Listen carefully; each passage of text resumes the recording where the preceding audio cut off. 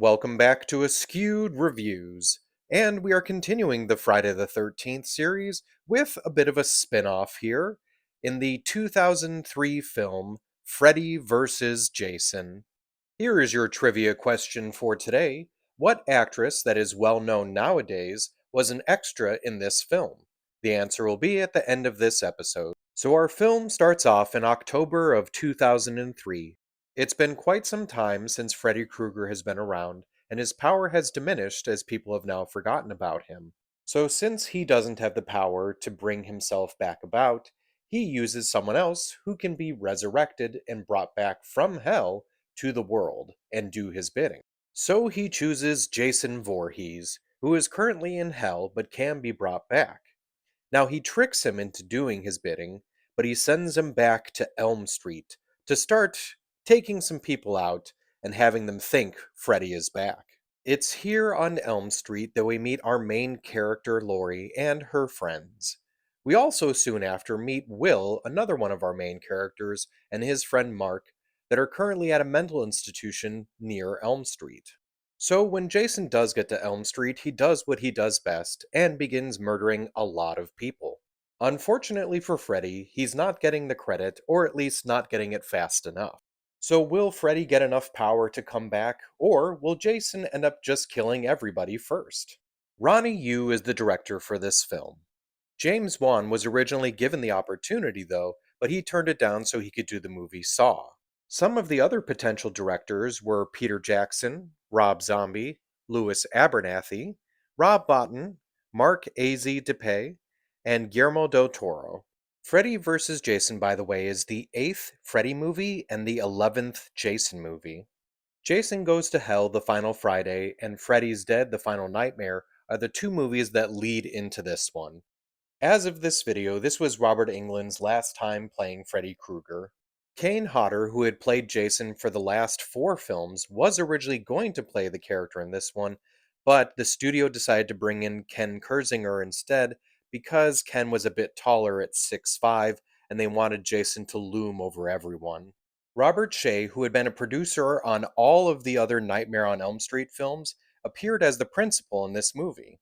Betsy Palmer was asked to reprise her role of Mrs. Voorhees, but declined it as she felt that the role was too small, so they brought in Paula Shaw to replace her.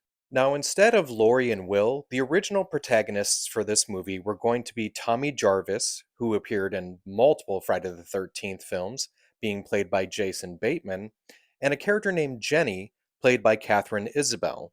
Unfortunately, that concept was dropped. In the film, Will is played by Jason Ritter, but the character almost went to Brad Renfro, Ian Somerhalder, or Kerr Smith. Laurie, who is played by Monica Keena in the film, was almost played by Christina Ricci, Jan K. Crystal, or Brittany Murphy. Katharine Isabelle, who was originally going to be the main character, was still kept on as the character Gib. Amber Benson was apparently also up for that role. Katharine Isabelle was primarily selected due to her performance in the movie Ginger Snaps. Also, if you ever wondered why the character of Gib is always wearing a red baseball cap, this is actually a reference to PJ Soles' character from the 1976 film Carrie, where she also always wore a red baseball cap. Isabelle, by the way, also appeared in the 2002 remake of Carrie. Kelly Rowland plays the character of Kia, but that role almost went to Bianca Lawson. Rowland, by the way, was also an original member of the band Destiny's Child. So there were actually 17 different scripts submitted for Freddy vs. Jason before we got the one that we know today. Just for fun, here are some of the ideas that were submitted that did not actually get made. One of the ideas was a cult called the Fred Heads that would worship Freddy Krueger and try to resurrect him through a series of sacrifices.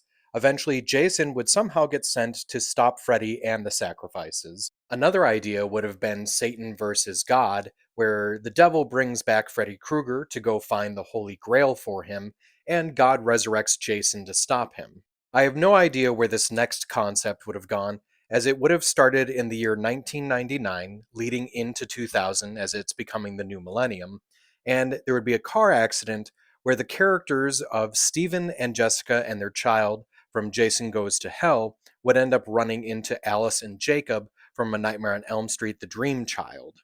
The last one I'll share with you is the concept of Freddy and Jason are Hell's assassins, and they both are trying to get the highest body count.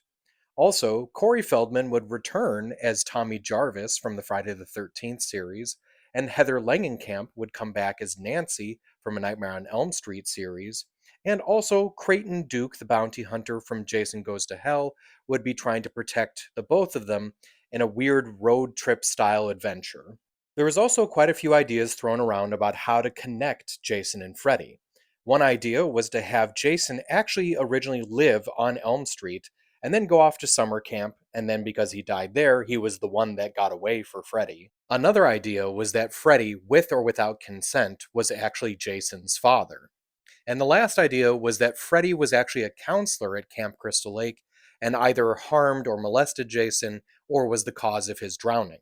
There was also a lot of potential endings for this movie, one of which that was filmed and shown, but the test audience hated, was Laurie and Will were finally able to be alone, and while making love, Will all of a sudden would sprout Freddy Krueger claws from his hand and start slashing Laurie. Another idea is that you would see Satan sitting atop a throne in hell, watching Freddy and Jason battle it out in a gladiator pit. Another one was that a giant red hand would just reach out from Crystal Lake and pull Jason and Freddy down into hell. Yet another one was Jason and Freddy fighting in a room that's completely black, other than the fact that you can see a bunch of demons' eyes watching them fight it out for eternity. This last one is the one I wish they would have gone with, is Freddy and Jason are battling on the dock at the camp at Crystal Lake, and the explosion tosses them both into the lake. Then the water begins to churn, and a glowing red hole at the bottom of the lake begins to suck them downward. Freddy tries swimming away, but Jason grabs onto him, pulling him down. Then the following day, Laurie and her dad, Dr. Campbell, would go back and see the lake completely dried up. The only thing left in the lake would have been Freddy's glove that Dr. Campbell would have tried to pick up, and then Freddy would have pulled him down into the ground. Then we would have switched to a scene where Freddy is putting his glove back on and starts the fight again with Jason. A bunch of hooks on chains would then spring out and pull the two of them away from each other, as someone would walk out from the darkness saying, "Now what seems to be the problem?" And this figure would actually be Pinhead from Hellraiser. Unfortunately, New Line Cinema didn't like the idea, and they were unwilling to buy the rights for the character for this scene. There were talks of a sequel where it would be Freddy versus Jason versus Ash from The Evil Dead.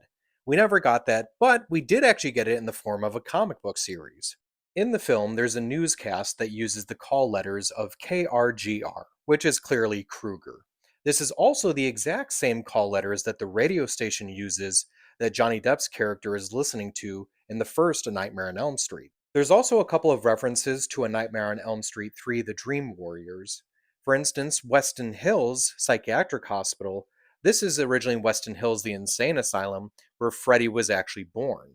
There's also the drug Hypnosil that they use in this movie, which is the same drug that Nancy was using in Dream Warriors. Now it's time for the body count, which is technically for this film unknown. So there's Heather, who really doesn't count because she was fake, but she gets impaled against a tree. There's Trey, who got multiple machete stabs and then folded in half on a bed. Blake's dad, who is decapitated. Blake, who assumedly gets chopped up.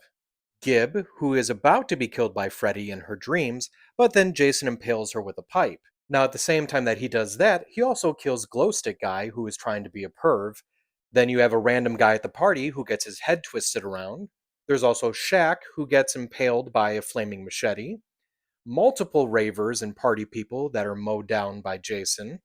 Mark, who while asleep gets slashed in the face and then burnt on his back by Freddy, and is technically the only person that Freddy actually kills in the film that's not in a flashback. Officer Stafford, who gets crushed with a door. Deputy Stubbs, who gets electrocuted. Freeberg, who gets possessed by Freddy and then sliced in half by Jason. Laurie's mom, who in a flashback is killed by Freddy. Linderman, who gets impaled on a shelf bracket and then bleeds out.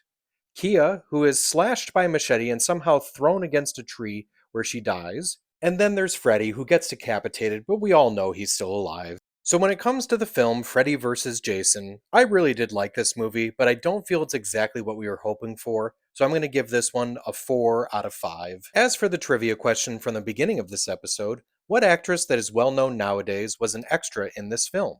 In the scene that took place at the school, one of the extras was Evangeline Lilly. I hope you enjoyed this episode of Askewed Reviews, and if there's a movie you'd like to see get a review, just mention it in the comments.